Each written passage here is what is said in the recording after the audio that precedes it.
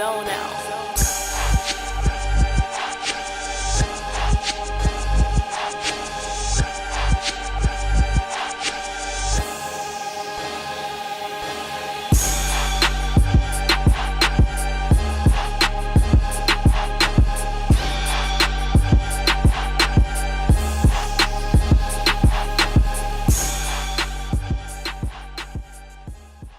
Good, bro.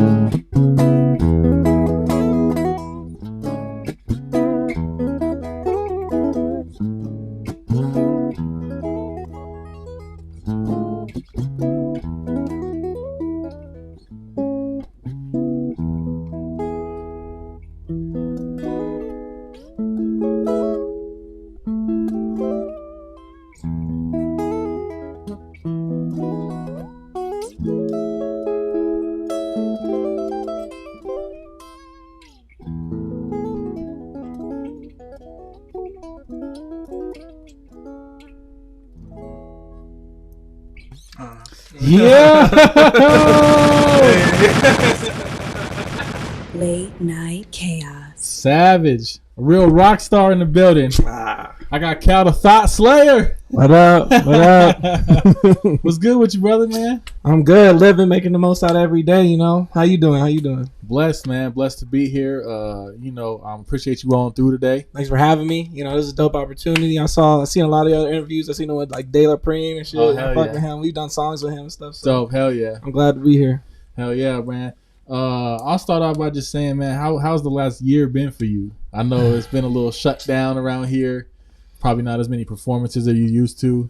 Yeah, for sure it's different. And I noticed, I feel like it affected my mental because like I went from, you know, performing every weekend to just cut off.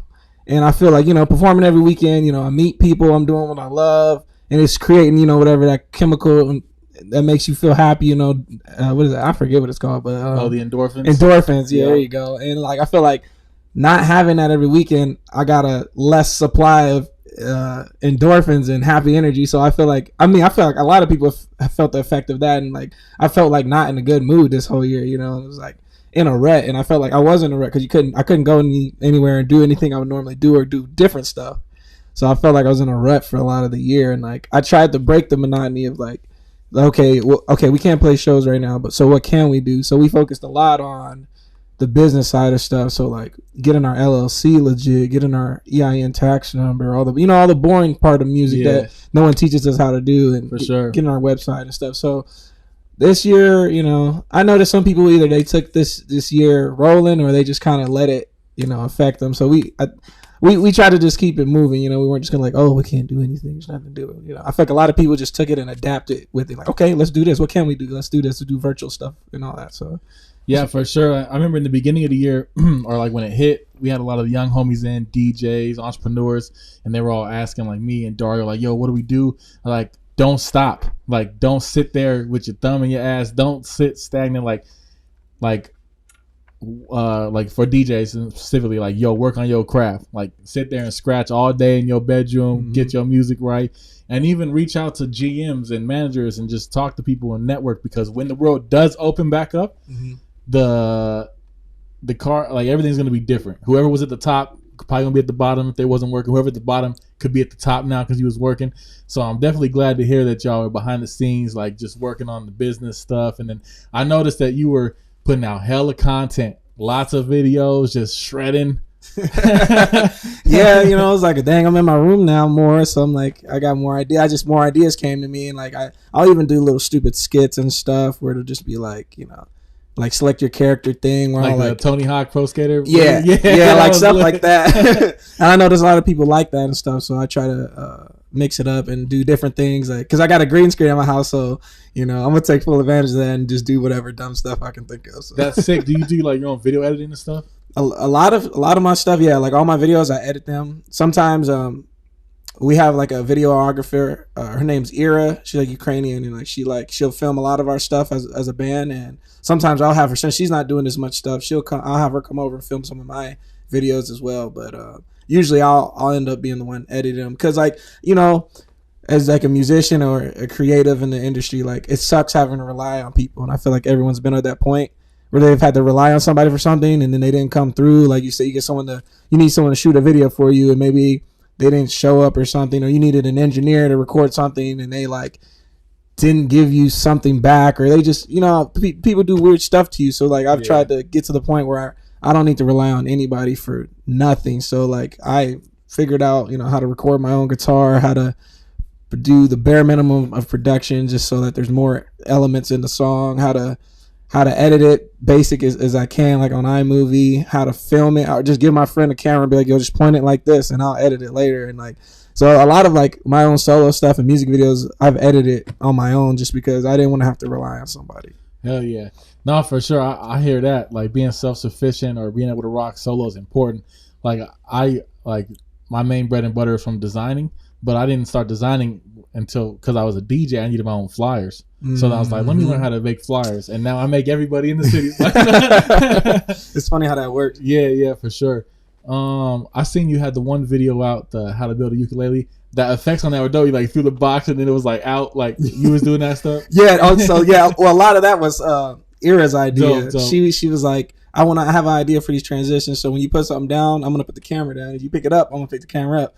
And I end up editing it. So, but since she told me that when I was editing, I was like, okay, to make them like transition better, let me do it like how she said, and it came out cool. So there are benefits to working with people, because you get to you get different ideas and things rub off of you from other people. So it's good, something new, or learn new stuff, all that stuff. So I'm not saying don't work with anybody, because it helps a lot to work with other people, but it's good to be able to do it on your own too as well.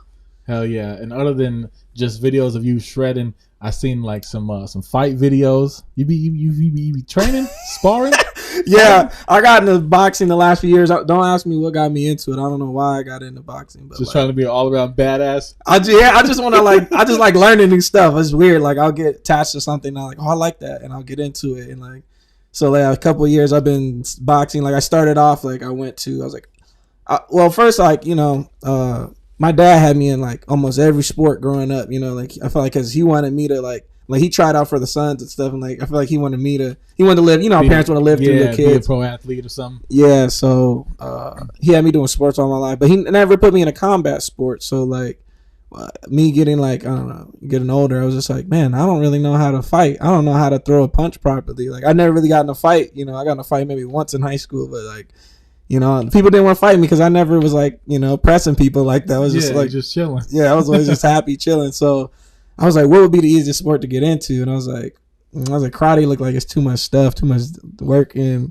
I was like, what else is there? I was like, the kickboxing stuff. I'm like, I'm not flexible, so I don't know about kicking and stuff. I was like, boxing seems pretty straightforward. It's just all punching, just different punches. And I looked at boxing gyms. I found the Central Boxing Gym was like on like 19th Ave and like something Van Buren or something. I went there. Dude was pretty cool. He like showed me, he wrapped my hands and stuff, showed me the basic punches, right form and all that.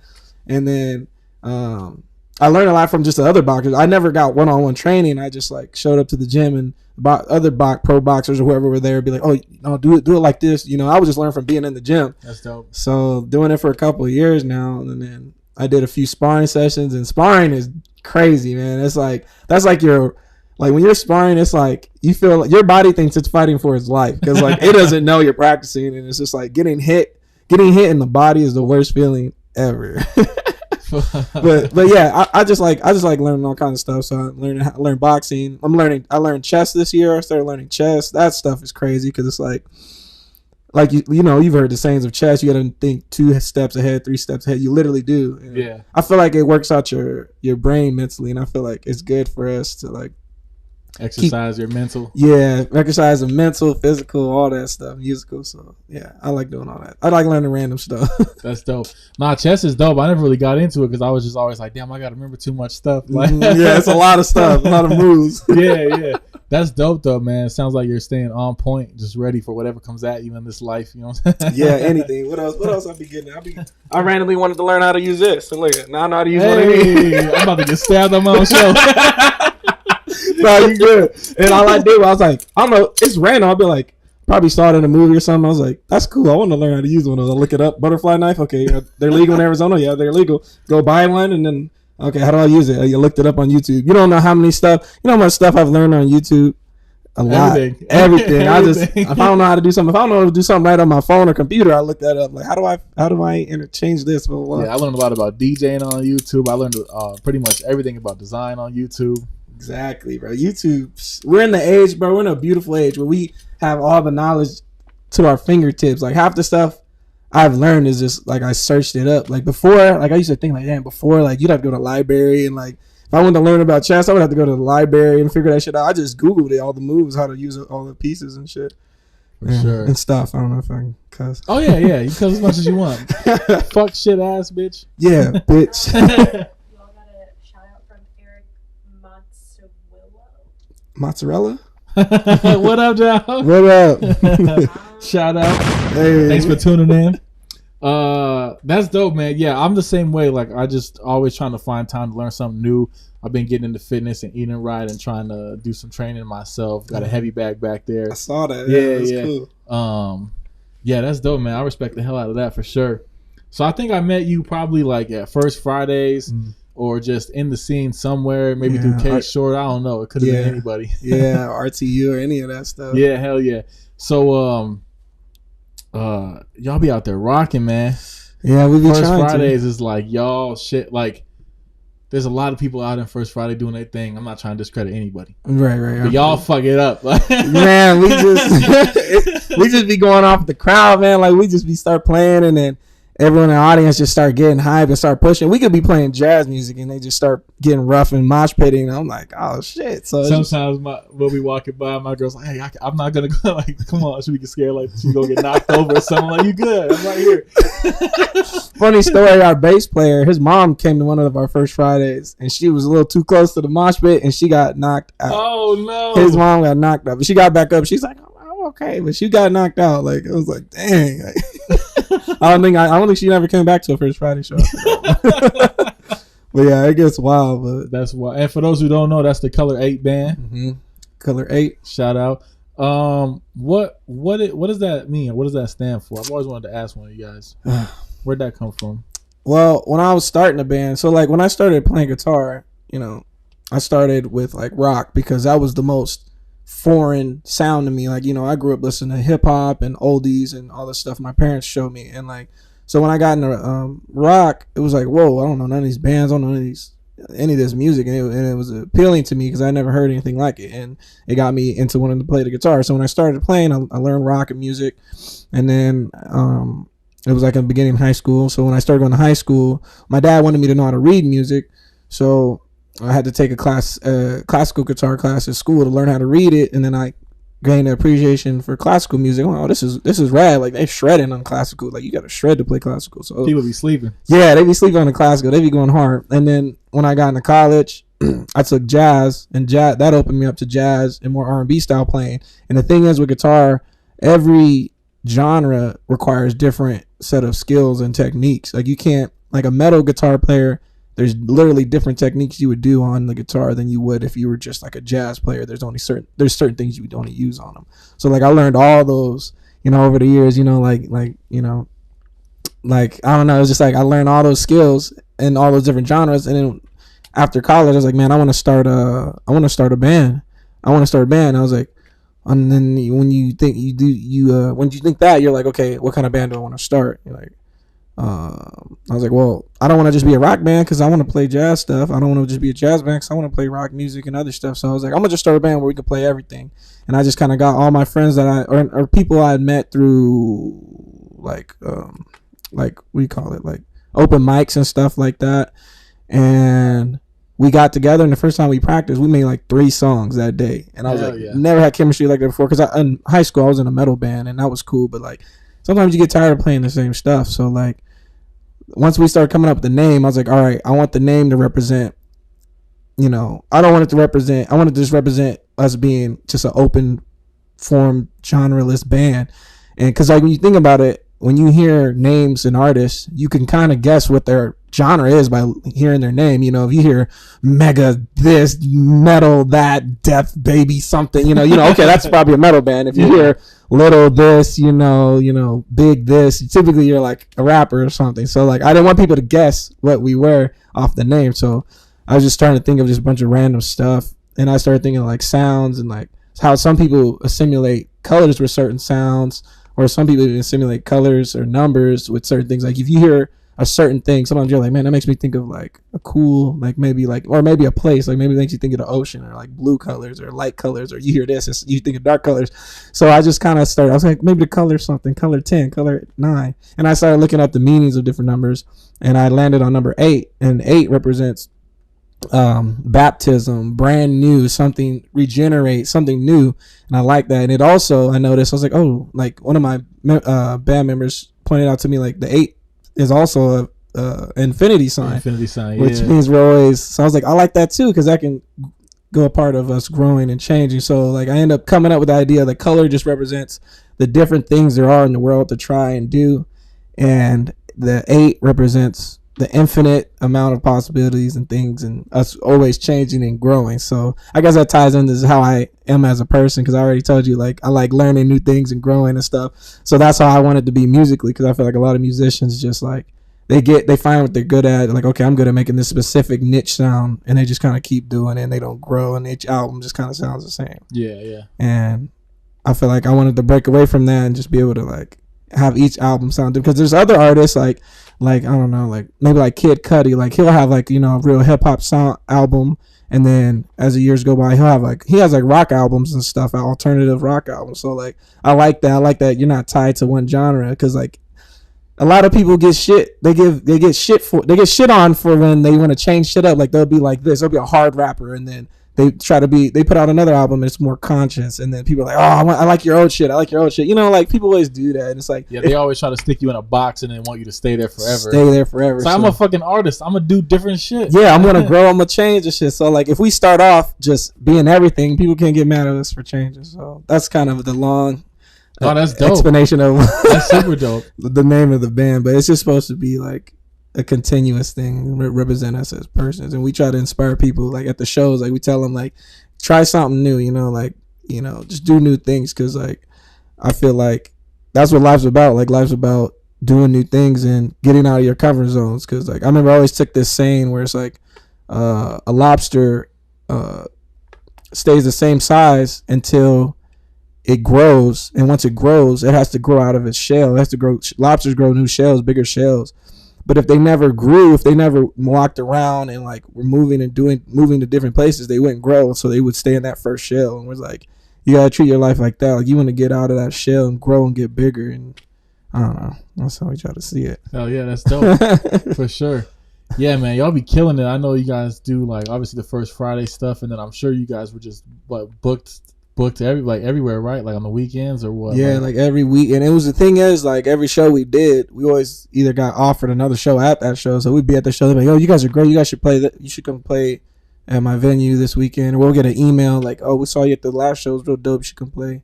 So it just we just piggyback off everything. And I feel like that's what helped us get started in the beginning. We just say yes to every show. We're like, you want to do this? Yes. You want to do this? Yes. You want to do this? Yeah. Like, you got to get out there. You got to get out there. I feel like a lot of artists, when they're starting off, they're just like very picky with it. And I get it. We're artists, and like we want the best version of what we can do and put it out. And like, I don't know. It's like a lot of artists just sit on their work and stuff. They're just like, yeah, I have this whole album ready, but I don't want to put it out yet because whatever reason it's not perfect to me or whatever, but it's like you gotta put it out there. Like, have you seen like The Simpsons, the first drawing of The Simpsons? They first aired like in 1989 or something, and it looks way different than how it looks now. It looks so whack. Yeah, it looks super goofy. Like you almost can't even recognize them. Like the characters look real goofy, and it's like if they would have been like waiting, they're like, oh, this isn't perfect. Let's wait till we make the perfect character. Like they would have never, they would have never put anything out. And I always tell, I always try to tell, other musicians, like, just put it out now, because you think about it, your future self's going to hate it eventually, right? Like, you think about it like something, if you look at something you made 5 years ago, you're going to hate it. Yeah, you're going to be like, look at that, oh man, that's just trash. Like, I'm so much better now. So I always tell people, like, your future self's talking shit about you right now, so just put it out right now. Like, that makes so much sense too, because I run into that issue. I don't know if it's like an overthinker thing or like OCD thing, but forever I would just like not do shit because it just wasn't up to my standards, or like I wasn't capable of making it better than like the world's best. You know what I'm saying? Like, my shit ain't as good as Joe Rogan's shit, so why am I even gonna do it? Exactly. Which is the wrong mentality. The comparisons, bro.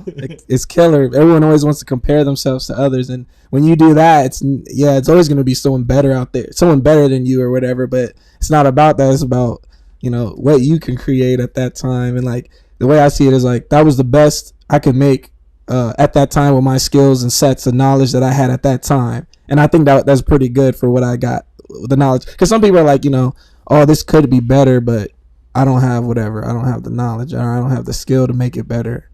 Then not.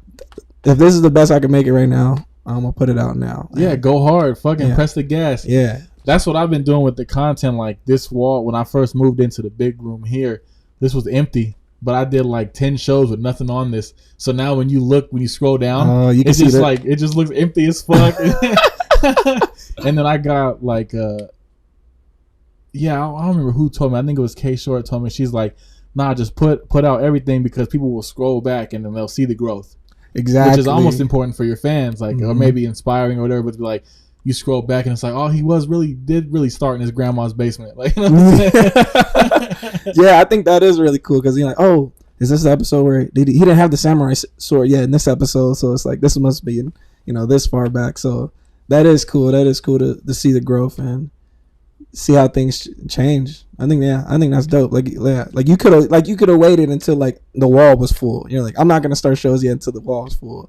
And then you could have missed some opportunities. You could have missed someone you could have interviewed that maybe didn't live out here anymore or something. So it's like, it's just good to just do things in the moment. Like, life's too short to be waiting on what ifs. Especially in our business too, because you have to build momentum somehow. So consistency is key. So like, I got to put these shows out every week, whether I like them or not. You know what I'm saying? Whether the set's ready, because like this is only the probably 4th or 5th episode with the new cameras. I was using webcams. Oh, like really? 30 something episodes. So it's like now we got the dope cameras, the 2 angles. You know what I'm saying? Like we just keep slowly like just getting better and better.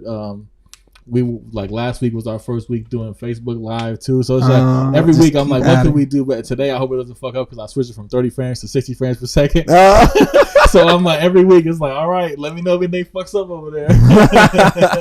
Hell yeah, that's dope. But it's all about growth and just stay consistent and then make yourself better. I constantly get caught up, like I'll have somebody in here that's super dope, you know what I'm saying, that I really like, and then but in the back of my head I'm like, fuck man, like I want to have them with my dream studio or something. So in my head, I'm like, fuck it, I'll just have him back. Like, yeah, exactly. I'll just do another show with him. Yep, like Joe Rogan. I'm sure he's had dudes come back before. Like I think plenty, yeah. He's had them come back multiple times. So when I actually scroll back to like the beginning of his shit, he was literally just in a room at his house with his homie with webcam. So I'm like, all right, everybody has to start somewhere. Yep, everyone starts somewhere, man. So yep, growth is that, if anything, for sure. So you put out a single recently, the Sugar Water single. Yeah. That's a vibe. Yeah, bro. It's funny too with that song. That's funny because I had made it like 2 years ago. Oh shit! Just on my computer, and I was going against my own motto, like, because I had it and I made it. I was like, this is dope, and I was like, I don't want to put it out yet, because I was like, I want to make like a little EP or maybe a whole album of it, because I felt like it would be random if I just put it out as like as that, and I was just like, so I just sat on it for a minute, and it's like, that's so dumb that I did that, because I could have been out and it could have been, you know, got all kinds of different kind of exposure. But I got like a vision, not a vision, a sign. I was in my house and it was like a bunch of fucking ants in my kitchen. It was random as fuck, like just like by the sink. Like there was no fucking holes or nothing. I don't know where the fuck they came from. Just hella ants in the kitchen. I was like, what the fuck? And I told my friend, like they appear out of nowhere sometimes, bro. I ain't never had that many ants just in the house. And like I told my friend, and he was like, he's really into like symbolism and like the universe. Yeah. And he has a book on like animals, what they represent. He said ants represent that you're procrastinating on something and you need to like, you know, pursue it. And I was like, what could that mean? I was like, oh, I already knew. I was like, oh, that's the song that's just been sitting on my laptop for 2 years. So I literally uploaded it like the next day, and I told everybody, hey, I'm putting this song out in 2 weeks. So just like that, I didn't think about it. I didn't worry about it. So like, and it got a lot of good, you know, feedback. Like, everybody really liked it, and I'm just like, dang, why didn't I put it out sooner? Just throw it out there, like. So that just kind of reinforced my motto of thinking like, duh, Kel, you're supposed to be doing that. Like, just put stuff out. Hell yeah. Is that all you? Like all that different production on there is all you? Mm-hmm. I did the guitar, I did the little marimba things, did all the virtual instruments, did the drums, did all that stuff, and I just kind of I slowly pieced it together. Usually I lay the guitar down first because that's what inspires me. I know some people when they produce they start with the drums or something, but I start with the guitar and then just build off of that. And then, you know, it sat on, so I had it for 2 years. And then when I was like, I wanted to put it out, I was like, I want to put it out with visuals. So I hit up Ira, the videographer, and I was like, let's go shoot a video. I was like, what does this song make you think of? I was like, it kind of, you know, it's called Sugar Water, so it makes me think of sweet water. I was like, what's sweet water? What's like good water? I was like, or river water, because river water is like fresh and it's always moving and shit. So I was like, let's go to a river in Sedona. So we went up there, filmed it. She just filmed it. We filmed it in like 2 takes. Like did 1 take by the river, 1 in the grass, and she gave me the footage and I cut it up. So I edited that video as well. So I just cut it up to how I wanted it, and then just put it out. So that was a real fun song, and I'm for sure gonna put out more singles like that. You know, now that I have more time, because before I was so focused with the band and stuff. But I still am focused with the band, but like, you know, now that everybody's sitting at home by themselves, it's like, yo, let me get some solo stuff too. Let me pump out a little bit of solo stuff. So. That's so. Who did the artwork? The album artwork? That shit is crazy. Oh, a real good friend. Her name's Mickey. She lives in Texas, and she makes all kind of art. You guys check her out. I think her name is on social media Mick Dab. Yeah, MIK Dab. So you find her on there. She be dabbing. Yeah, she probably. Yeah, she be dabbing. I hope not anymore, but but yeah, she she has a bunch of dope art that she creates, and I told her it was cool. She made that in a day. I was like, it's so cool how that worked out. Like I was just like soon as I got that sign, I just started pushing. I was like, hey, let's do the video. Okay, let's do it. Hey, I need this art for it. Okay, and, you know, and that could have went the wrong way. Like that goes back to the thing where I was saying like it's good to count on people sometimes because it could have happened the wrong way or something. But I don't know. It worked out good, and I told her like this is what the song's about. It's called Sugar Water. You know, it makes me think of like, you know, like a fresh source of water, and like so that's what she did. She just ended up drawing my head like in half and like making it look like waves, and I was like, that's dope. That's why I just gave it to her. I didn't try to tell her what to draw. I was just like, here, whatever you think of when you listen to it and the title. So yeah, that's dope. Yeah, sometimes you gotta hit somebody else up to just have like fresh eyes on them. Like, because even though I design all of my stuff and a lot of people's stuff, sometimes I want to outsource something because like I don't really like a lot of the shit I do even for myself. So it's like if someone else does it, I won't be seeing it put together and I'll like it more. Yeah. Or maybe they have a skill I don't have, so it's like, oh yeah, rock this for me. So it is good to still be able to like hit people up and have those, as long as they give it to you on time. You know? Yeah, exactly. You be waiting. You be like, hey, I was supposed to drop this a week ago. Yeah, that's a whole nother thing. Shit. So also, Futuristic and Michael Manelli just dropped a track called "Waste Your Time." Yes, they did. And you was playing you was shredding on there. Yeah, he hit me up. He was like, "Yo, I need you to put some guitar on this." I was like, "All right." You know, it took a few hours on it. Put it on it. Put that little shred at the end. Gave it to him. He's like, "It's perfect."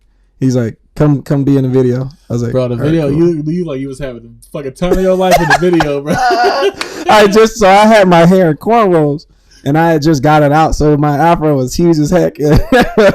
And he was like, it's supposed to be like a 90s. Yeah, 90s theme. I was like, that's perfect. That's cool. I already look like 90s theme. So I showed up and did it, And he really did have friends over. It really was like a kickback, like party thing. Like when the video was done, everyone just hung out and shit. So like that was cool. It was a fun time. His film dude, Cannon, was really dope at filming and stuff. So yeah, that was fun. I was glad I got to be on that track. It was real groovy. It was like perfect for my style of guitar playing. So I was glad they let me be on that. They be killing it, bro. They made like, we filmed that a few months ago. Like they'll make film. He filmed like 10 music videos in like a week or something crazy like that. Like they be working. Yeah, he be just nonstop. So I for sure appreciate his work ethic for sure, because he just be on. He be okay. What can I do next? What can I do next? So. Hell yeah! And speaking of Futuristic, you guys went on tour, right, with him? Mm-hmm. Yep, we went on tour. All right, that's the last of my notes because I know we got some stories now. So as far as AZ, Futuristic is like, saying at the fucking top. Mm-hmm. And I've been watching him for, the whole entire fucking span since before he really like popped off and shit. And when I was watching him tour around and then just jumping in the crowds and just doing all this crazy shit all over the fucking world, I'm like, yo, that's how you do it. And then you guys, sure enough, toured with him. What was that like? And how many places did you guys go together? That shit was dope, bro. That was the best time of my life. Hell yeah. He that fucking crowd service shit, he does it every night. Yo. Every show, every city. And he made us do it too. He's like, yo, I crowd surf every night because he loves basketball. He's pretty good at basketball. And like, he's like, I'm too short to dunk on anybody, so this is the closest I can get to it. So he'll have his DJ. He had me do it for the first few nights where I went out there and held the basket, and then he go out there and just dunk on everybody. So that he'd do that every night, and then he'd have the whole band.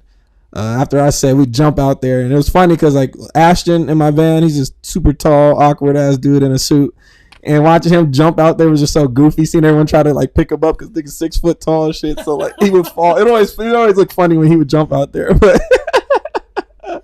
it was dope, man. Crowd surfing every time, like. You have to be careful with the crowd surf too. I had to start tying my shoes tight because people would just untie your shoes, take your shoes off. Like I was gonna say, anybody ever hit your pockets or something? They would try to. I had to put my shit. Yeah, stuff would fall out of my pocket, so I had a fanny pack. I'd zip everything in that fanny pack before I stage dive because niggas would be trying to like take stuff off you and grab your dick and butt and shit. Like so, I started jumping out this way so they can't grab my dick. But I've always wanted to crowd surf, stage dive, but I'm a big motherfucker. You know what I'm saying? I don't think that's gonna have to be a thick ass crowd. I'm gonna have to be having like 50,000 people or something. Nah. But yeah, that's amazing. That's wild. How many places did you guys go together? Like you guys went, did a whole little circle around the U.S. So it was about 22 cities. So we started in Texas. It was a month tour too. So we were in a different city every night. Fuck. He had the big tour bus, had like 9 beds on it with the kitchen. Like we get on there. That's that real tour life. It was the realest tour it could be, bro. That shit was so dope. Like we would show up to that first city.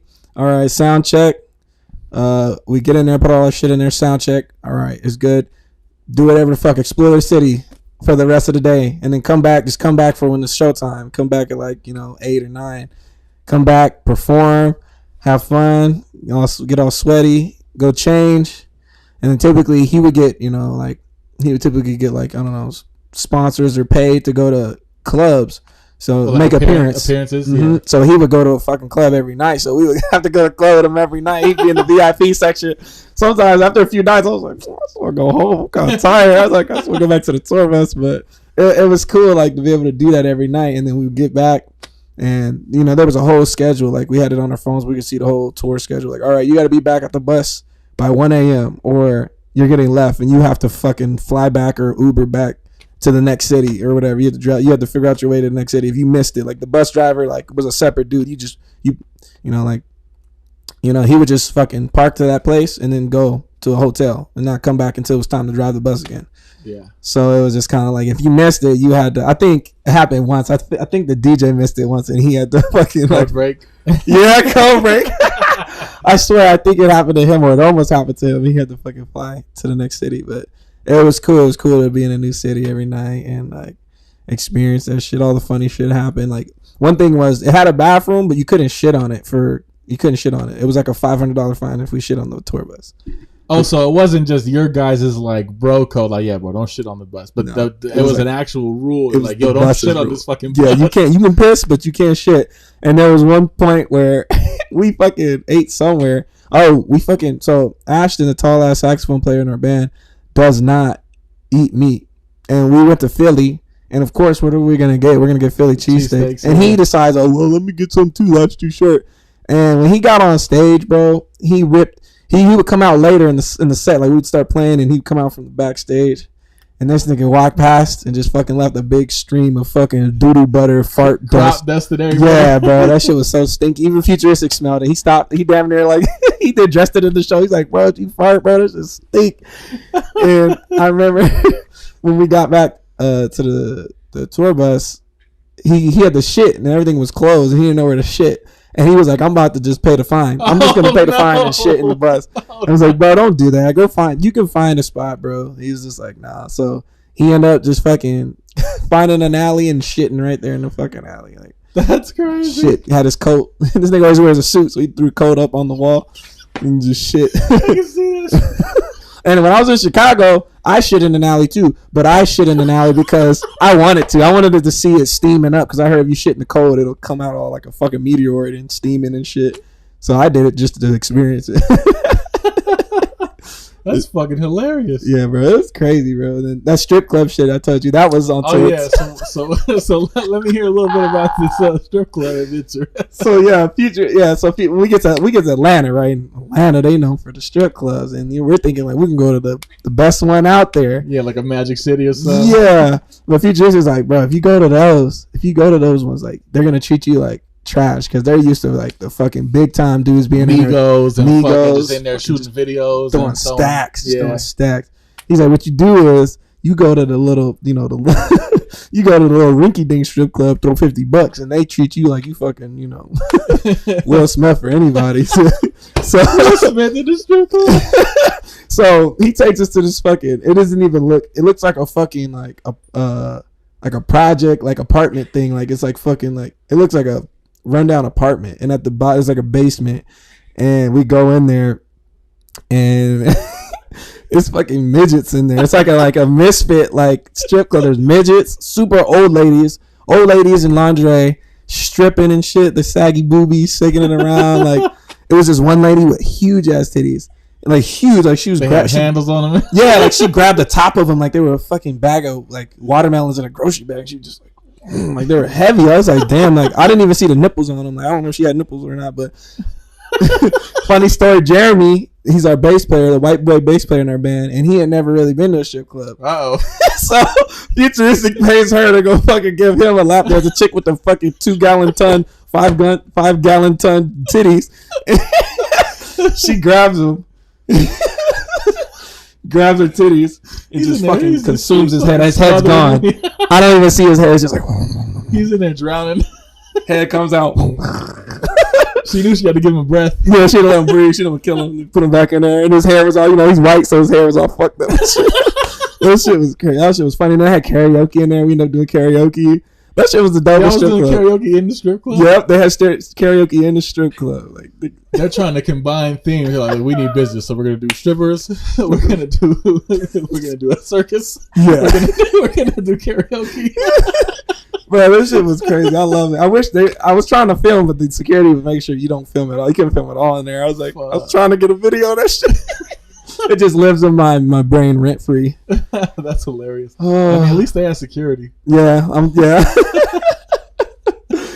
Oh, what else was crazy to happen on tour? Oh, Futuristic is fucking psycho, bro. Like he's been on a bunch of tours, so like there's times where you get bored. You're just sitting on the bus. Sometimes like going from the next state, and he has this game. Well, he has a few games. He has he has this game called What Are the Odds? And essentially, he'll ask you what are the odds of something fucked up. He'll be like, what are the odds you what are the odds you fucking eat that fucking shit, that whatever, that piece of candy on the floor? And you say a number between either 10, 20, 30, 40, or 50. 50 being like you don't want to do that shit. 10 being like, oh, whatever. And if you pick like 1 out of 10, you guys count to 3. 1, 2, 3. Y'all both say a number. If y'all both say the same number, you have to do that. You have to do whatever they want you to do. So you'll be like 1, 2, 3, 7. And if y'all both say 7, you got to go eat that shit on the floor, whatever he wants you to do. And someone had to do it. One time there was, he said, what are the odds you lick the front of the tour bus? And they were like, with all the bugs. He didn't want to, the bugs and all that shit and dirt. And he didn't want to do that. So he said 1 out of 50. And they both said the same number. I don't know what number it was. They both said the same. 43. Yes. Like, it's like, that shit never happens, especially 1 out of 50. So it's like, you got to do it. And he had to lick that shit and threw it up. And it was very nice. Oh, he threw up? Yeah. You thought about it too much. Yeah, he thought way much about it. But there was so that shit, you were always like stressed out thinking like, oh fuck, hope somebody don't. Is he gonna walk up and make me eat shit right now? Don't make me do shit. One thing they got me with was, it wasn't that bad. He was like, what's the odds you work at a restaurant? He's like, what are the odds you talk to this lady in a fucking Jamaican accent the whole time? I don't know, well, 1 out of 20, and like I ended up hitting it. So I was just talking to her like with the worst Jamaican accent the whole time. I don't even know. I wonder if she thought it was real or not, but that's hilarious. I had to do it the whole time, so that was fun. Another dumb thing we would do on the tour was we would read shit backwards. So like if it was like McDonald's, you would just take the first 2 letters and swap it. So McDonald's, Dick Monald's, Subway, Websway, or Burger King, Kurger Bing. Like it was just like dumb shit like that. It was just fun. It was fun that's to do. fun. So yeah, it was a bunch of fun dumb shit like that. But it was dope. It was dope meeting all those people. We made a lot of connections for sure. It expanded our fan base. Because we'll post something, after the tour, and they'll be like, oh, come back to Cali, come back to Dallas. So it's like, damn, cool, that's dope. That's probably from the tour. So it's just like, it was dope to see, like, it helped us grow, and it was a dope opportunity. Hell yeah, because he has a dope fan base, and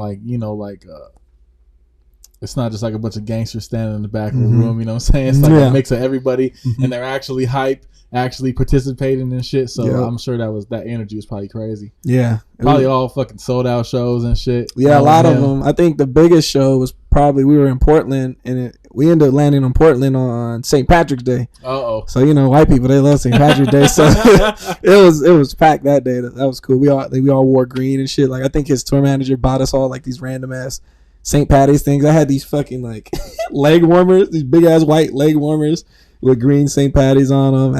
Our Ashton, he had like a green tie on. Like, we all had some random green shit on. So that was a cool show. And we ended up, no, not in Portland, but in Seattle. We were there we had a day off, so we were actually there for 2 days. So most cities we were there for a day, but we were there for 2 days. So we got to explore and look around, and it was dope. I fucked with it. It was. Yeah, St. Patty's is like the number 2 like drinking fucking holiday or something. Oh yeah, like right after New Year's or something. Oh yeah, I believe it. The Irish, they love drinking. It's funny because like St. Patty's Day is like during spring break for like some colleges. So when I went to NAU, so there was, before we returned 21, we spent a few spring breaks just going to Vegas to fuck around. And the same thing, like whatever day it was, we landed like on St. Patty's Day. So we get to the strip and we're just trying to get through people. Everybody's wearing green and fucking faded already. That's a vibe for sure. Yeah, that shit's crazy. Oh, that's dope, man. Yeah, man. Yo, so tell me a little bit about your fashion, my friend. You be dressing fresh as hell, bro. I just be a very particular like style that nobody's fucking with you. Bro, yeah, my style, I go through phases for sure. Like when I first started off, what made me want to like dress more like how I wanted was like just when I first started getting into guitar. Because before, I was fucking, I would get made fun of in middle school because I wouldn't match. My shit wouldn't match. I would wear weird shit. Kids suck, man. Yeah, they were fucking assholes growing up. Yeah. And so I always was scared to like, you didn't want to fucking wear nothing to get called out. You didn't want to stand out because kids make fun of you. But then when I started playing guitar and shit, I was like, I see these rock stars on stage, Guns N' Roses, Slash would be fucking on stage in his fucking underwear. I'll see Prince, he'll have all this fucking flowery ass shirts on. I'm like, damn, like that shit inspired me. I was like, damn, if they can fucking do that, they wear whatever they want, they don't care, then I can too. So it just like, I feel like music helped me become more of who I wanted to be, and like instead of just thinking in my head like, oh, that'd be cool to do that, like I just started doing it. So like I had just a bunch of different phases where I had the more preppy dress where I would dress up more like button up all the way and like cardigan and all that shit, and then I had a phase where I was just like rocker shit. I had the fucking skinny jeans a lot. And right now I'm in my like fucking Puerto Rican drug lord, Cuban drug lord phase right now. Like I love gangster movies, so I watch all the Italian mafia you just step movies. out of Scarface? That's what I be feeling like sometimes, bro. Like I love how the Italian dudes be. I love how the Cuban drug lord movies be. So like You definitely look like you made $1 million selling coke in the 80s. that's the style I was going for. So like I watch the movie, I'm like, I want to look like that nigga. So I'll just get the. A lot of times I have the clothes too. I just gotta wear it the right way to look like that shit. But yeah, I'll fuck with that shit, especially Italians, bro. The Italians. Sometimes I be wishing I was Italian, but I be watching them. They be like, "Oh, Tony, get this man Tony right here." No, that's more creepy. Look at me, I'm mixing it up and shit. That's straight Godfather shit. Yeah, and Paulie, look at this fucking jerk off right here. This jerk off, this guinea cocksucker. Like they be saying shit like that. I'm fucking with that shit. That shit's cool. So, and nobody want to fuck with them. So I'm just like, yeah, I'm gonna dress like nobody wants to fuck with me either. And like when you're like a musician or artist, and there's a certain point, you know, like where you say you start thinking different. Now you want to like dress just how you want, and to like stand out and like be a character, like in a good way. It's like, yo, this is me. I'm rocking this shit. Motherfucking chest hair out, don't matter. Like, don't give a fuck. Like, and I feel like a lot of artists have take on that persona. A lot of even like just celebrities in general. I know like Mike Tyson. He says, you know, when he's in the ring, he's like Iron Mike. Like he's another person.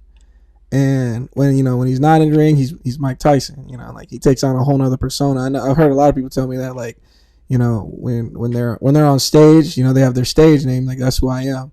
I'm that person. I take on a different person, and then when I'm not performing, you know, then I'm my government name, and I'm just that person. So I think it's cool. Like for some people to be artists, like they use it to, what do you call it, like an alter ego. Yeah, it's like an alter ego. It's a way for them to kind of like express themselves in a different way. But I feel like I feel like I'm just who I am all the time. Like on the stage and off the stage, I'm the same motherfucker.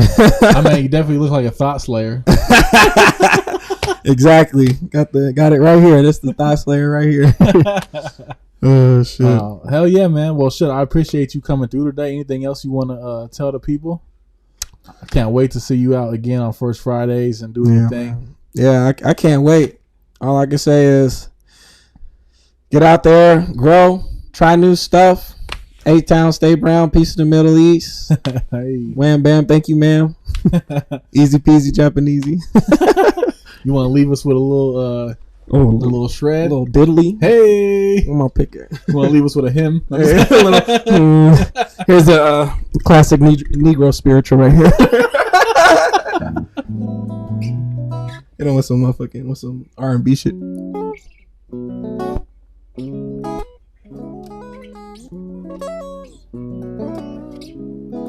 That's all y'all get. If I had the distortion, I'd be...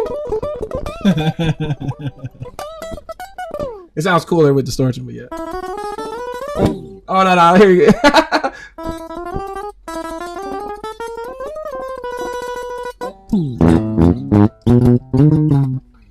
Boom.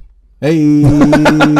Hell yeah, man. I appreciate you coming through once again. Thanks for having me. I can't wait to see you out here rocking, man. Yeah, man. Same with you, man. You doing a lot of stuff. I can't wait to see all the other stuff you put out. See you do more DJ stuff. See your more produced stuff. The show. This shit's dope. I don't know what gave you the idea to start doing this, but it's awesome. Keep doing it. Hell yeah, bro. I appreciate you. I appreciate you, man. Hell yeah. We out.